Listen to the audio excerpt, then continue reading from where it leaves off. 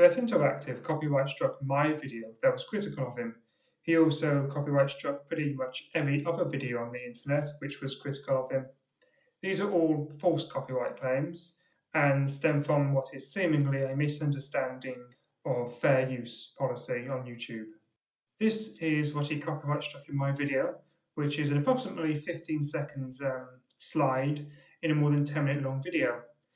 He claimed I did not have permission to use his thumbnails, which you don't need as they are covered under fair use on YouTube's policy and just fair use law in general, as it is a critical piece of content I'm creating and I'm being critical of him, and so I'm allowed to use his content, but it would also pretty much be fair no matter what.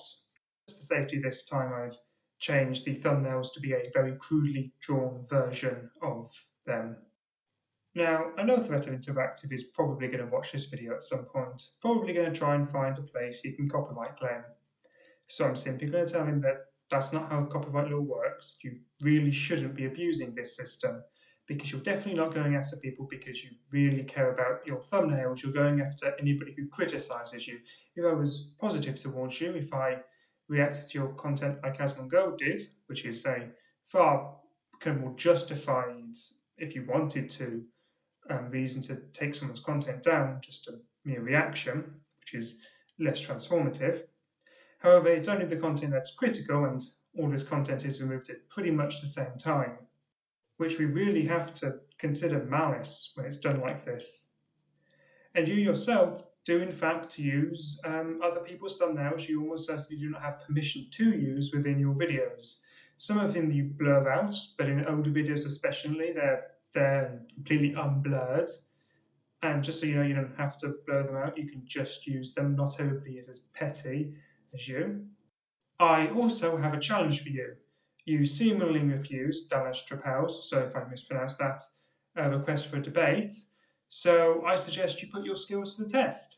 If you claim you are some sort of graphical engineering god who should be given nearly $1 million to create a fork of Unreal Engine 5 with better technology, then surely creating some small kind of prototype type game engine with some basic rendering, really just a renderer, surely that should be something, just DirectX, OpenGL.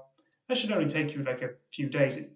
I've done it, doesn't take very long, it's relatively easy, but surely it should take you no more than a few hours.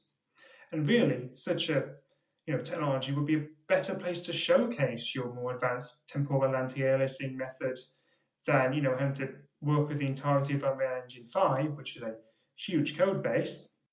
I know you're not going to accept this challenge, and I know you're probably going to try and copyright strike this video, but it's pretty much a badge of honor within the dev community now to get copyright struck by you, so nobody really cares since they don't hold weight anyway.